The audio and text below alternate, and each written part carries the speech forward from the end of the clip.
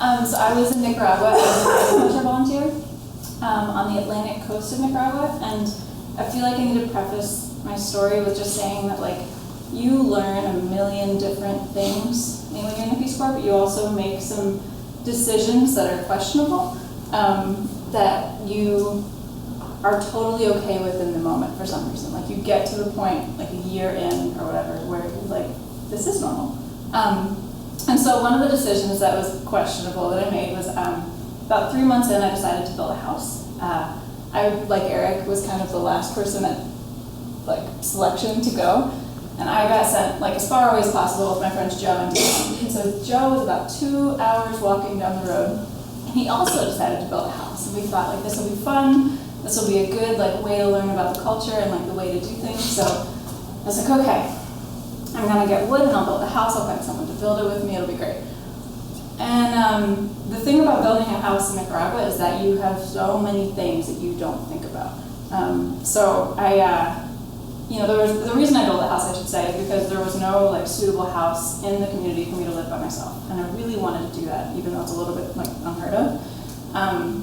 And so I found a couple that had a house that was sort of falling down and like rotting, and I could have probably like pushed the house over, but I talked to them. I found a lawyer to write us a lease. I found a builder that hadn't had as much bad gossip about him as everybody else. Gossip is everything.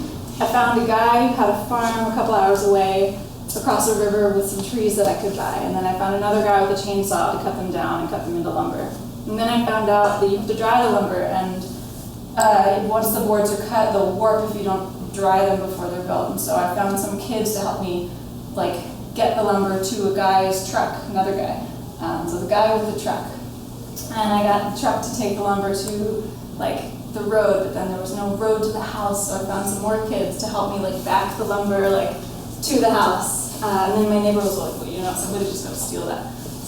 So I found some more kids and we backed the lumber to the park, and we talked to the park guy, and like we figured out how to get him to watch it, and we like laid it up all nice. And when it was finally dry, someone was like, it's not dry enough. You can build it, but you've got to cut it at an angle. So I found another guy with a chainsaw to like cut the wood at an angle so that when it dried, it would like shrink and like still not have gaps between the boards so you couldn't see in.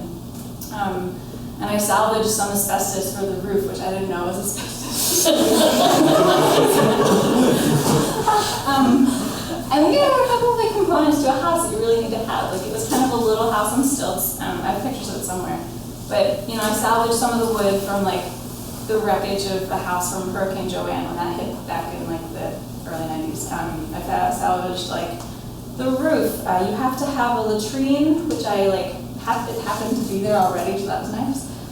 You have to have a place to bathe, and you have to have a well. And the well is kind of the kicker here. My friend Joe, who was building his house, decided to really go all in and dig his own well, which means that you get like a big long metal bar with like a pointy end, and you just dig for like weeks. There are certain guys in town who are like the well diggers, and they're like known for being really fast and really good. And so my well was already there. It was really deep. And like, it's kind of like you look down and it was full of ferns, and it had not been used in a long time. And so I talked to the guy who owned the house, who, I was like renting his land essentially. And he was like, oh, you've got to clean that. And so like, I was like, okay, fine. So like, he volunteered to come over and clean it for me. And I'm like, okay, that's fine.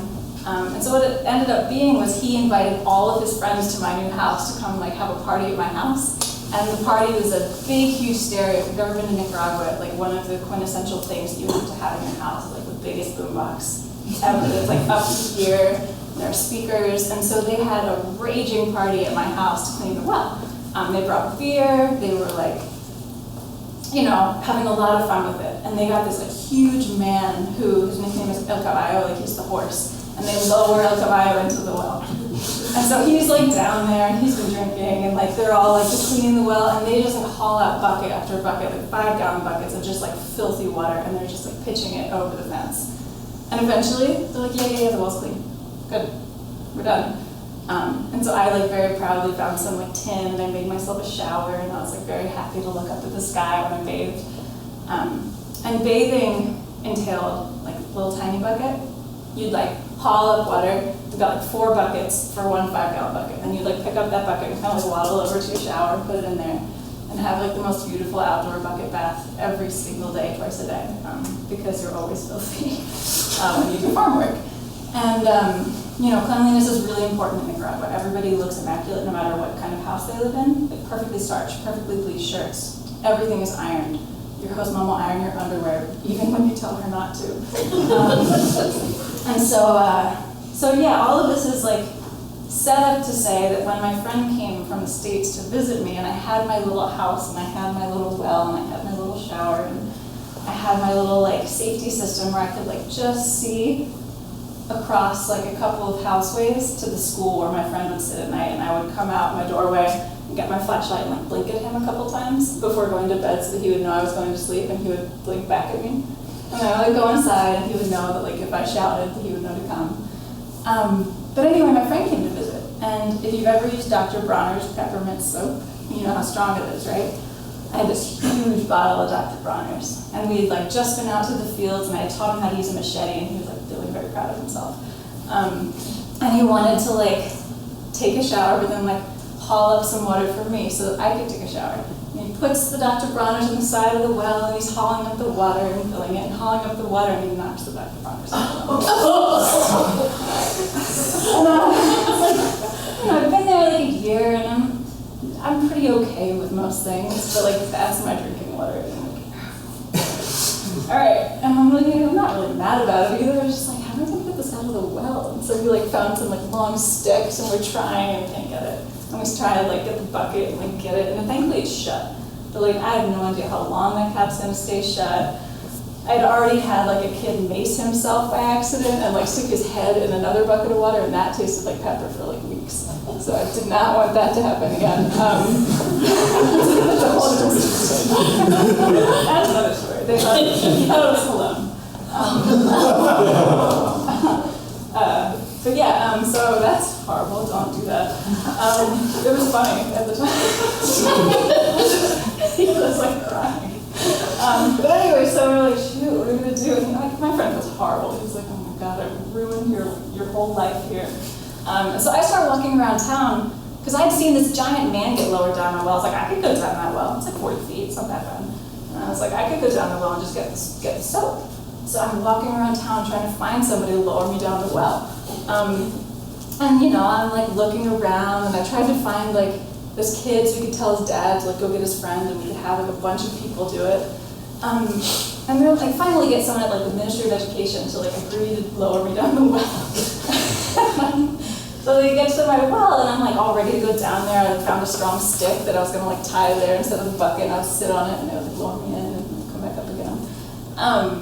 And when we get to my well, the guy goes, no, you're not going down there. I was like, what? He's like, no. And he like starts looking across. Like if you kind of picture it, my backyard was like fenced in with barbed wire. But then there are all these other like patios of people's houses, kind of different barbed wire enclosures. So he starts like scanning the periphery, and he's looking around, and he's like trying to see something. I don't know what he's looking for, but I'm like, can I just go down and get this soap? And it's been like hours at this point. And eventually he sees like a little kid that I've never seen in my life, like way far away, and he goes, hey! And he like calls this kid over. I'm like, what is happening? And I just want you to remember again, like I'm not a bad person. I'm just like, this is important. But anyway, so he calls this kid over, and the kid like kind of like gets through the fence and comes in, and he's like, yeah. And the guy was like, you gotta go down and get the soap out of the well. I was like, oh gosh. And my friend's watching, like horrified from in the dark, like, oh God, this is not happening. And the little kid's like, all right. And like everyone speaks English in this community for the most part. Like it speaks Spanish, and like sort of like it sounds a little bit like Jamaican Creole. So the kid's like, yeah, right. And he like gets on the stick, and we lower him down the well, and he gets the soap, and he comes back up, and he kind of looks at me, and he hands me the soap. He goes, that's not scary. And then he just leaves. I never saw him again. Never saw him again. Yeah, but I got the soap out of the well. Everything was fine. Nobody in the community batted an eye. They were like, oh yeah, why would you go down the well? That doesn't make any sense at all. You're too big.